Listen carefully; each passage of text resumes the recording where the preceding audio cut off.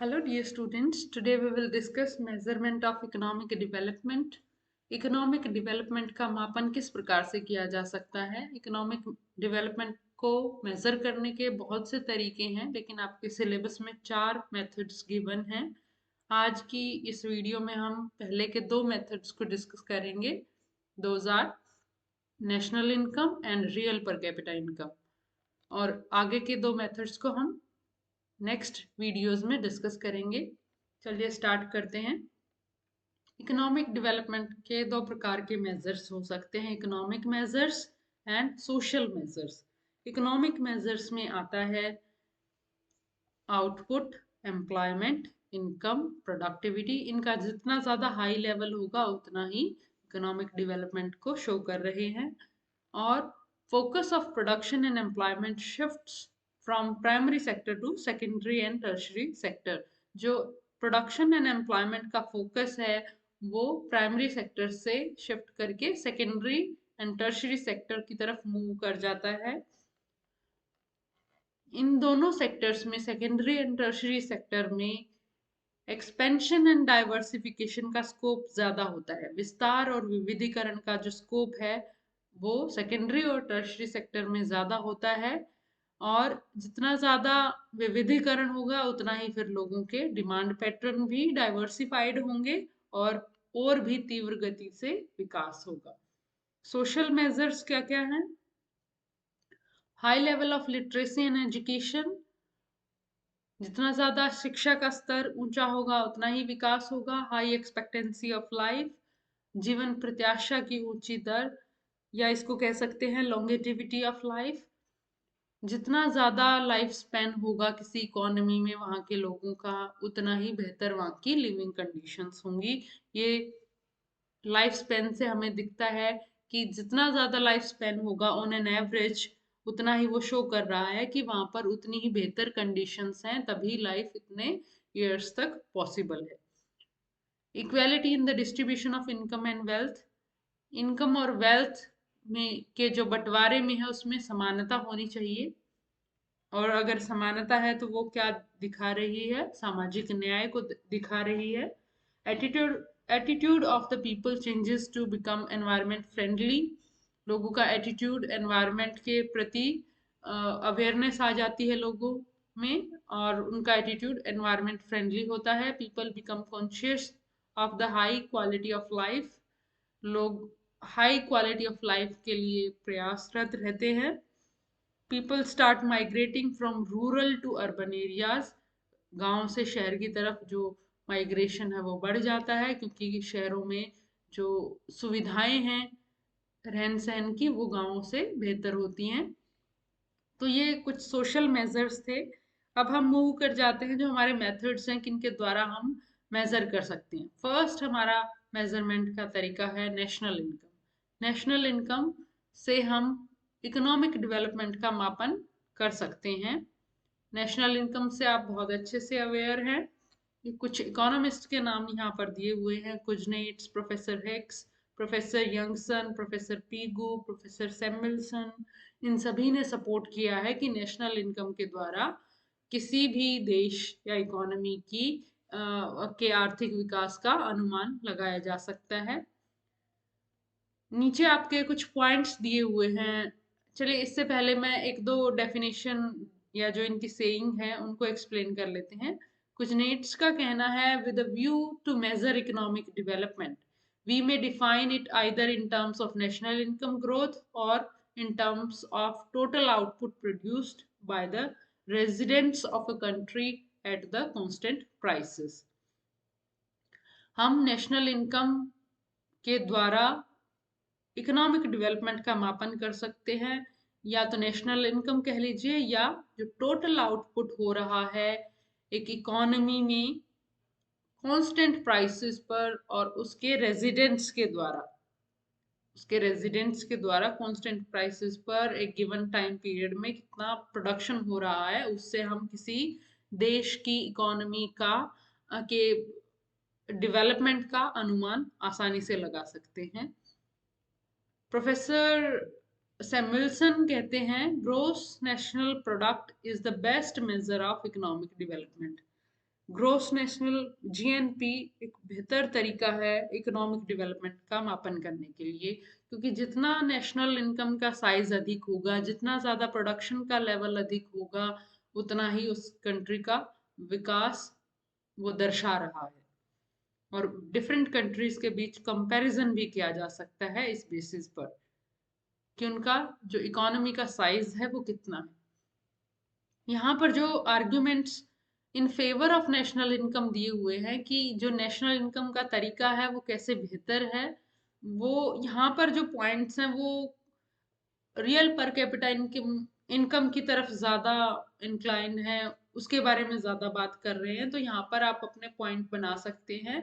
आप ये मेंशन कर सकते हैं कि नेशनल इनकम के द्वारा बड़ी आसानी से डिफरेंट कंट्रीज की जो पोजीशन है उनका कंपैरिजन किया जा सकता है, और उससे किसी देश की इकोनॉमी में कितना ज्यादा विकास हो रहा है डिफरेंट ईयर्स में, कंपैरिजन एक कंट्री का भी किया जा सकता है, पिछले साल से उसका कंपैरिजन अगले साल, फिर अगले साल, इस प्रकार से किया जा सकता है कि किस सेक्टर का कितना योगदान रहता है नेशनल इनकम में, क्या प्रोडक्शन हो रहा है, कितना प्रोडक्शन इंक्रीज हुआ है। तो वो हम बेहतर तरीके से जान सकते हैं। ये जो पॉइंट्स हैं ये हमें रियल पर कैपिटा इनकम की तरफ ले जाते हैं।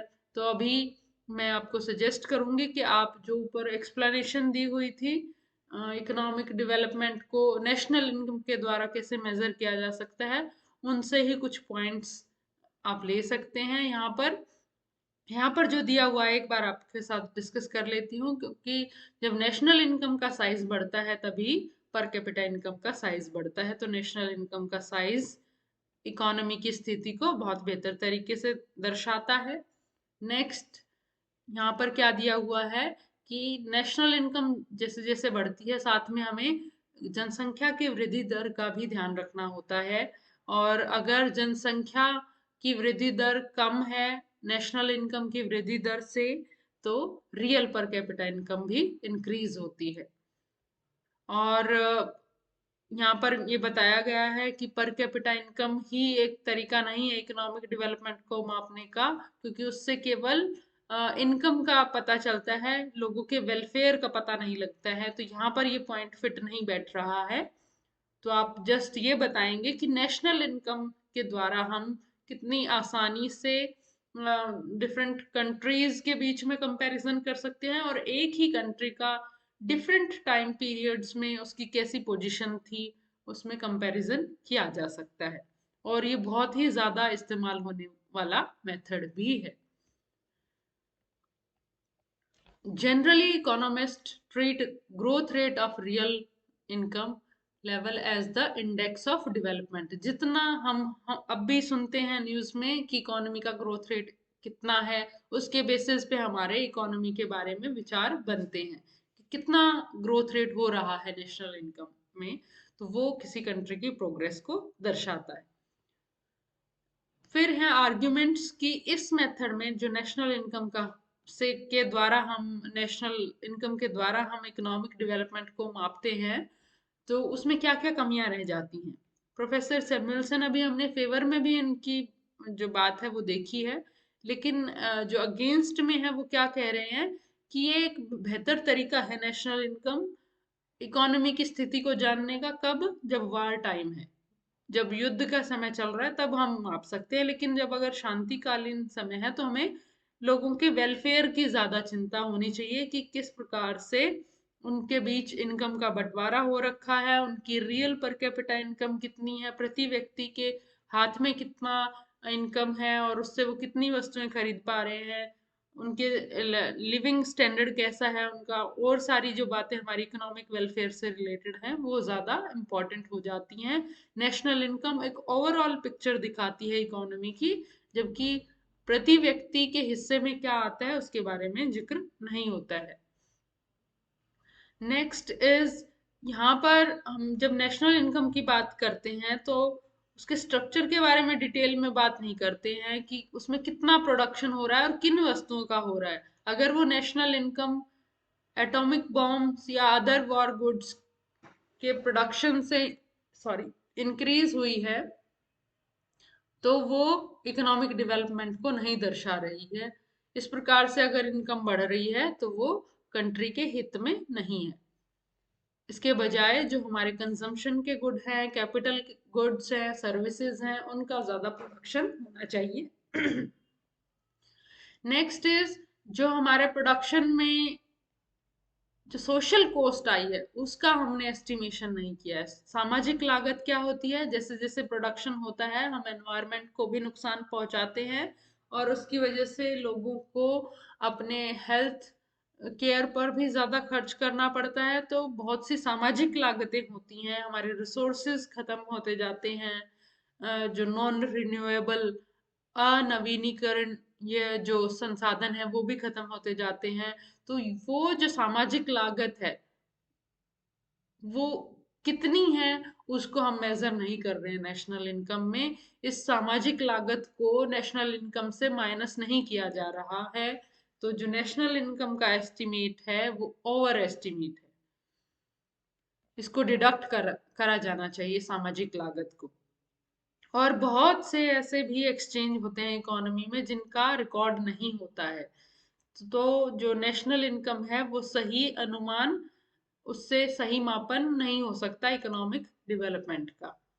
जैसे बार्टर सिस्टम के द्वारा भी होता है, कुछ प्राइसेस में भी फ्रीक्वेंटली चेंजेस होते हैं। तो जो हम एग्जैक्ट मेजरमेंट की बात कर रहे हैं वो इतना पॉसिबल नहीं हो पाता है। नेशनल इनकम का जो मापन है उसमें भी कुछ त्रुटियां रह जाती हैं। तो नेशनल इनकम एक बेस्ट वे नहीं है इकोनॉमिक डेवलपमेंट को मापने का। ये एक तरीके की हमने बात की, नेशनल इनकम की बात करी कि कैसे हम नेशनल इनकम के द्वारा जो इकोनॉमी का प्रोडक्शन है, आउटपुट लेवल है, उसके बारे में हम बात करते हैं और वो कैसे बेहतर है और मेथड से। फिर हमने बात की कि उसमें क्या क्या कमियां रह जाती हैं। अब हम जो नेक्स्ट मेथड है उसकी बात करेंगे, पर कैपिटा इनकम के द्वारा हम इकोनॉमिक डेवलपमेंट को मेजर कर सकते हैं। जो पर कैपिटा इनकम है, आपको पता है जब हम नेशनल इनकम को पॉपुलेशन से भाग कर देते हैं तो हमें पर कैपिटा इनकम प्राप्त हो जाता है। तो यहाँ पर हमने पॉपुलेशन के साइज को भी कंसीडर कर लिया है। कई बार क्या होता है कि कंट्री की जो नेशनल इनकम है वो बहुत ज्यादा होती है और उसकी पर कैपिटा इनकम जैसे इंडिया में है, क्योंकि जनसंख्या ज्यादा है तो पर कैपिटा इनकम कई कंट्रीज के मुकाबले में बहुत ही कम है हमारी। तो और अदरवाइज हम टॉप 5 कंट्रीज में आ चुके हैं वर्ल्ड के। और अगर हम पर कैपिटा नेशनल इनकम के तौर पर देखें तो हम टॉप 5 कंट्रीज में हैं। 5 6 हमारा रैंकिंग चेंज होता रहता है। और अगर हम बात करें पर कैपिटा इनकम के बेसिस पे तो हमारा एक कंट्री जो है वो बहुत ही पीछे है। तो अलग अलग नजरिए से हम इकोनॉमिक डेवलपमेंट को देख सकते हैं। पर कैपिटा इनकम से हमारा मेन इसका प्लस पॉइंट क्या है कि यहाँ पर हम टोटल पॉपुलेशन को भी कंसिडर कर लेते हैं और फिर ये देख पाते हैं कि प्रति व्यक्ति जो है नेशनल इनकम का कितना हिस्सा एक व्यक्ति के हिस्से में आ रहा है। फर्स्ट है इसमें मॉनेटरी पर कैपिटा इनकम। मॉनेटरी पर कैपिटा इनकम में हम क्या करेंगे, नेशनल इनकम जो होती है करंट प्राइसेस पर, जो करंट प्राइसेस हैं उसमें जो नेशनल इनकम है हमारे पास, तो उसको पॉपुलेशन से डिवाइड कर देते हैं तो हमें मॉनेटरी पर कैपिटा इनकम प्राप्त हो जाती है। अगर हम नेशनल इनकम को market value of final goods and services कह दें तो ये भी सेम ही बात है। उसको टोटल पॉपुलेशन से डिवाइड कर दें, हमें मॉनेटरी पर कैपिटा इनकम प्राप्त हो जाती है। अगर मैं market value of final goods and services को इसके द्वारा दर्शा दूं, क्वांटिटी इनटू प्राइस, जितना उत्पादन हो रहा है और जितनी उसकी कीमत है उससे मल्टीप्लाई कर दें, क्वांटिटीज को प्राइस से मल्टीप्लाई कर दें, तो वो हमें प्राप्त हो जाता है national income at current prices. अब इसमें अगर हम देखें कि जो मॉनेटरी पर कैपिटा इनकम है वहां पर हम क्या बात कर रहे हैं, अगर पॉपुलेशन में कोई चेंज ना हो तो इनमें से किसी में भी बढ़ोतरी होती है तो वो क्या दर्शा रहा है कि मॉनेटरी पर कैपिटा इनकम इंक्रीज हो रही है। क्यू अगर बढ़ रहा है या पी अगर बढ़ रहा है तो दोनों के बेसिस पे हम कह सकते हैं कि मॉनेटरी पर कैपिटा इनकम इंक्रीज हो रही है। अगर प्राइसेस में ही चेंज है, क्वांटिटी में कोई, उत्पादन में कोई चेंज नहीं हुआ है, तो ये जो प्रोग्रेस है वो इस प्रकार की प्रोग्रेस है कि लोगों की परचेजिंग पावर ही उससे कम हो जाती है। लोगों का जो परचेजिंग पावर है, क्रय शक्ति है, वो ही कम हो जाती है, क्योंकि ये क्या दर्शा रहा है कि प्राइस रेट बढ़ गए हैं, इन्फ्लेशन हो गया है। जब इन्फ्लेशन होता है तो लोगों की क्रय शक्ति कम हो जाती है। दिखने को तो हमारा मॉनेटरी पर कैपिटा इनकम ज्यादा दिखेगा, लेकिन जो वास्तविक क्रय क्षमता है वो लोगों की पहले से कम हो जाएगी। तो हम मॉनेटरी पर कैपिटा इनकम की बात ना करके रियल पर कैपिटा इनकम की बात करते हैं। रियल पर कैपिटा इनकम में हम कहते हैं कि हमारा प्राइसेस में चेंज ना होके क्वांटिटी में चेंज होता है। पॉपुलेशन भी अगर सेम रहे, और ये जस्ट अज्यूम कर रहे हैं हम कि पॉपुलेशन भी अगर सेम रहे, प्राइसेस भी सेम रहे, और आउटपुट में अगर बढ़ोतरी हो रही है, तो रियल पर कैपिटा इनकम बढ़ रही है, लोगों की क्रय शक्ति बढ़ रही है, उनका लिविंग स्टैंडर्ड अपग्रेड हो रहा है। और या हम ऐसे कह सकते हैं कि जो उत्पादन की वृद्धि दर है वो पॉपुलेशन की वृद्धि दर से ज्यादा होनी चाहिए, तभी रियल पर कैपिटा इनकम बढ़ेगी। यहाँ पर हमने दो बात की है कि मॉनेटरी पर कैपिटा इनकम क्या होती है, जब प्राइसेस में इंक्रीज होता है तब हमारी मॉनेटरी पर कैपिटा इनकम तब भी इंक्रीज हो जाती है। और रियल पर कैपिटा इनकम में हम कहते हैं कि क्वांटिटी में इंक्रीज होना चाहिए, उत्पादन बढ़ना चाहिए वस्तुओं का, सेवाओं का, तो वो हम कह रहे हैं कि क्यू में इंक्रीज होना चाहिए। यहाँ पर हम इसको देखते हैं कांस्टेंट प्राइसेस पर। जब हम रियल पर कैपिटा इनकम की बात कर रहे हैं तो वो हम कांस्टेंट प्राइसेस पर देखते हैं। जैसे अब हमने यहाँ पर किया था कि जो नेशनल इनकम है करंट प्राइसेस पे है, उसको अगर टोटल पॉपुलेशन से डिवाइड कर रहे हैं तो हमें मॉनेटरी पर कैपिटा इनकम मिलती है। यहाँ पर करंट की जगह अगर कांस्टेंट प्राइसेस आ जाते हैं तो यहाँ पे हमारा क्या चेंज हो जाएगा, रियल पर कैपिटा इनकम। अभी आगे दिया हुआ है आपको, प्राइस इंडेक्स के बारे में बताया हुआ है। प्राइस इंडेक्स से हमें पता चलता है कि कितना परसेंटेज चेंज हुआ है प्राइस लेवल में बेस ईयर के कंपैरिजन में। एक हमारे पास बेस ईयर होता है और उससे हम तुलना करते हैं कि जो करंट ईयर है उसमें कितना ज्यादा चेंज हुआ है प्राइस लेवल में, तो उसको भी हम कंसिडर करते हैं। ये पैराडॉक्स बताया हुआ है कि जब मॉनेटरी पर कैपिटा इनकम बढ़ती है ड्यू टू इन्फ्लेशन, तो कंजम्पशन लेवल, जो एक्चुअल कंजम्पशन लेवल है या जो लोगों की क्रय शक्ति है, वो पहले से कम हो जाती है। रियल पर कैपिटा इनकम, जैसे मैंने आपको बताया था कि यहाँ पर हम मॉनेटरी पर कैपिटा इनकम को प्राइस इंडेक्स से भाग कर दें और इनटू 100 कर दें तो हमें रियल पर कैपिटा इनकम, ये पहले मैंने गलती से इसको कट कर दिया था, यहाँ पर कैपिटा ही रहेगा, रियल पर कैपिटा इनकम, क्योंकि हमने यहाँ पर कैपिटा ही लिया हुआ है। मॉनेटरी पर कैपिटा इनकम को प्राइस इंडेक्स से, जो करंट ईयर का प्राइस इंडेक्स है उससे भाग कर देंगे और इनटू 100 कर देंगे तो हमें रियल पर कैपिटा इनकम मिल जाती है। या आप ये तरीका लिख सकते हैं, रियल पर कैपिटा इनकम क्या होती है, जो नेशनल इनकम है कांस्टेंट प्राइसेस पर, उसको अगर पॉपुलेशन से भाग कर दें तो हमें रियल पर कैपिटा इनकम प्राप्त हो जाती है। तो ये फॉर्मूलाज आप मेंशन कर देंगे। यहाँ पर यूजेस बताए हुए हैं कि जो रियल पर कैपिटा इनकम है वो कैसे एक बेहतर मापन का तरीका है।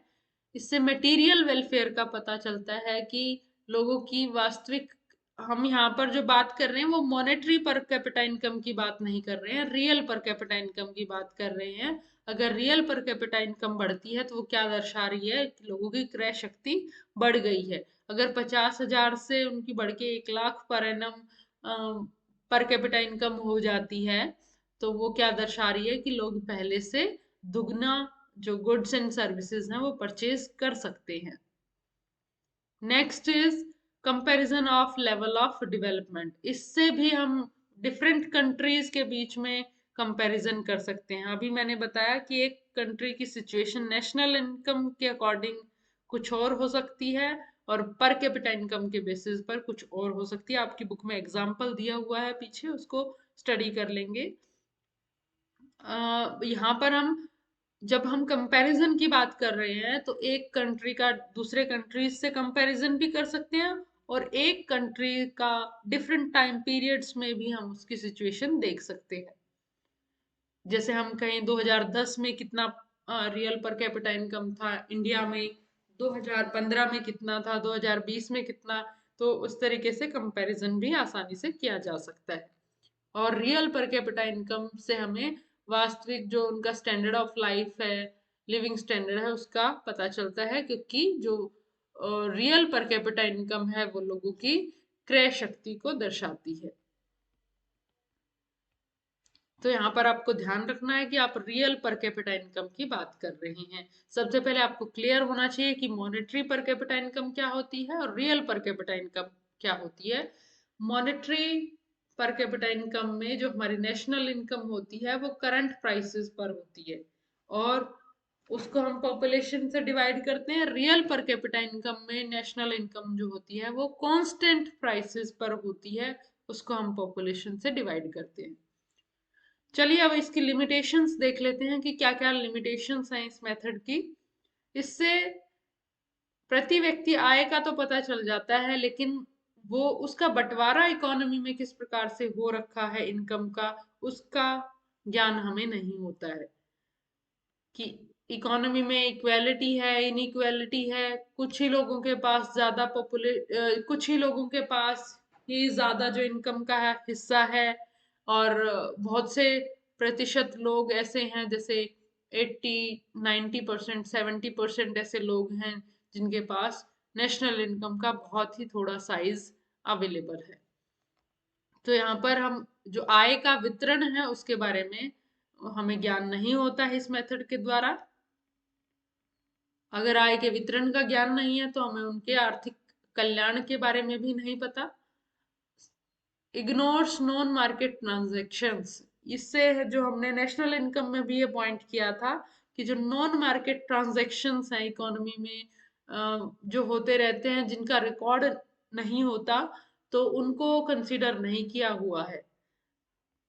वो एक कमी रह जाती है, क्योंकि नेशनल इनकम में ही नहीं आएंगे तो पर कैपिटा इनकम में भी नहीं आएंगे।